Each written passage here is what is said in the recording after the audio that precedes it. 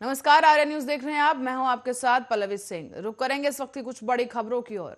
शुरुआत करेंगे आंध्र प्रदेश से। आंध्र प्रदेश के उद्योग और आईटी मंत्री मूकापति गौतम रेड्डी का दिल का दौरा पड़ने से निधन हो गया है। सोमवार की सुबह ही उनके सीने में दर्द के चलते अचानक वो जमीन पर गिर पड़े। हालांकि उस वक्त उनके परिवार के सदस्यों ने उन्हें तुरंत ही हैदराबाद के अपोलो अस्पताल में भर्ती कराया, जहां आईसीयू में इलाज के दौरान ही उन्हें मृत घोषित कर दिया गया है। दरअसल गौतम रेड्डी नेल्लौर जिले के आत्मकूर निर्वाचन क्षेत्र से विधायक हैं और जगन कैबिनेट में मंत्री के रूप में कार्यरत थे। गौतम रेड्डी हाल ही में दुबई गए थे।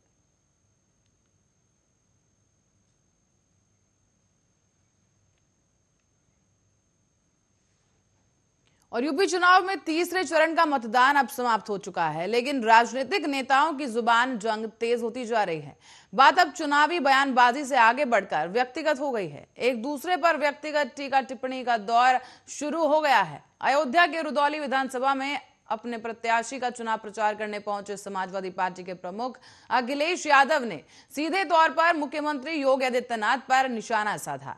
सपा प्रमुख ने एक अंग्रेजी अखबार में छपी एक खबर के हवाले से कहा कि जो अब तक दूसरों का नाम बदलते थे, अब उनका ही नाम बदल गया है और नया नाम है बुलडोजर बाबा।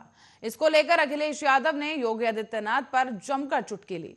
बात यहीं तक नहीं रुकी। अपने भाषण के दौरान अखिलेश यादव लगभग 10 मिनट तक योगी आदित्यनाथ पर टिप्पणी करते नजर आए। उन्होंने कई प्रतिष्ठित अखबारों से बात करते हुए यह भी कहा कि मैं 12 बजे सोकर उठता हूं, मेरी और उनकी दीवार सटी हुई है, इसलिए मैं भी रात और दिन में पड़ोसी पर नजर रखता हूं। जब मैं देखता हूं तो उस तरफ से रुक रुक कर धुआं उठता दिखाई देता है। अखिलेश यादव ने यह भी कहा कि अंग्रेजी का सबसे प्रतिष्ठित अखबार अभी जिन साथियों ने अखबार पढ़ा होगा अभी गांव में नहीं पहुंचा होगा, लेकिन हमारे पत्रकार साथी जानते होंगे ये जो मुख्यमंत्री दूसरों का रंग बदलकर अपना नाम बदलते थे और अपना नाम बताते थे, इस बार अंग्रेजी के एक प्रतिष्ठित अखबार ने उनका ही नाम बदल दिया है। उनका नया नाम रखा गया है बाबा बुलडोजर। मैंने नहीं रखा है। पत्रकार साथियां ये गलती मत करना, ये नाम मैंने नहीं रखा है। मैंने सुबह अंग्रेजी का अखबार पढ़ा, इतना अच्छा लगा कि जो दूसरों का नाम बदलते थे इस बार उनका ही नाम बदल गया है। नाम बुलडोजर बाबा है और अब हमारे पूज्य संत यहाँ बैठे हैं। सब संतों के अलग अलग नाम होते हैं, तो सोचो जैसे ही तीसरे चरण का मतदान खत्म होने जा रहा है, इनका नाम अपने आप बदल गया है और जिस समय वोट पड़ेगा उत्तर प्रदेश की सरकार ही बदल जाएगी।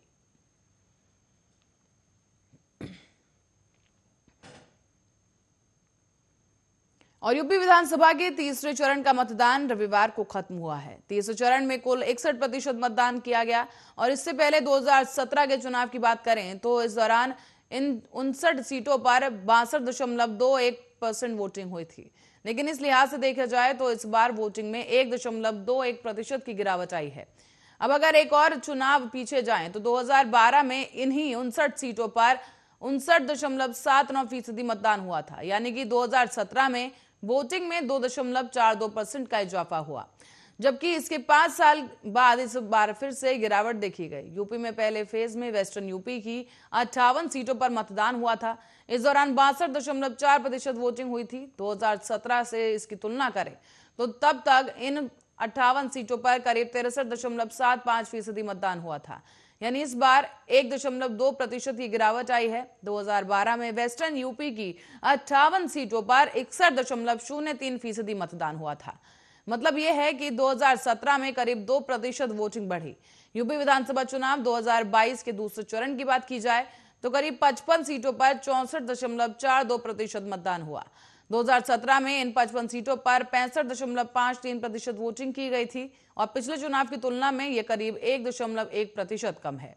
2012 में इन 55 सीटों पर ही 65.17% वोटिंग हुई थी, यानी कि 2017 में मतदान में करीब 0.36% की बढ़ोतरी हुई है।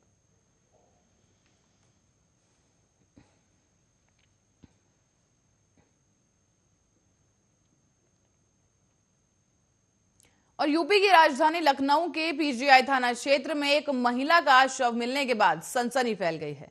पुलिस ने जब पड़ताल की तो जानकारी सामने आई कि शव महिला कांस्टेबल रुचि सिंह का है। इसके बाद पुलिस हरकत में आ गई और पुलिस का यह कहना है कि यह मामला प्रेम प्रसंग का है। फेसबुक के जरिए महिला कांस्टेबल की दोस्ती नायब तहसीलदार से हुई और इस दौरान पुलिस इस केस में कड़ियां जोड़ते हुए गुत्थी सुलझाने में लगी हुई है। जानकारी के मुताबिक महिला कांस्टेबल बीते 13 फरवरी से ड्यूटी पर नहीं पहुंची थी। इसके बाद महिला सिपाही के साथियों ने उससे संपर्क करने की कोशिश की, लेकिन रुचि सिंह का फोन लगातार स्विच्ड ऑफ आ रहा था। इसी के बाद साथियों ने मुकदमा दर्ज करवाया। बता दें कि महिला कांस्टेबल का शव काली माता इलाके के नाले में मिला है। इसकी सूचना पर लखनऊ के पीजीआई थाने की पुलिस ने सुशांत गोल्फ थाना को दी है ये सूचना, और इसके बाद ही कांस्टेबल रुचि सिंह के साथ काम करने वाले साथी मौके पर पहुंचे तो उन्होंने शव की शिनाख्त की। इसी के साथ ही आपको बताते चलें कि पुलिस ने बिजनौर में महिला कांस्टेबल के परिजनों को सूचित किया है। इस मामले में आरोपी नायब तहसीलदार को हिरासत में लेकर पूछताछ भी की जा रही है। जानकारी के मुताबिक हत्या की आशंका जताई जा रही है। हालांकि लखनऊ पुलिस का यह कहना है कि वो जल्द ही इस गुत्थी को सुलझाएगी और आखिर महिला का शव नाले में कैसे मिला, इसकी भी पड़ताल की जा रही है।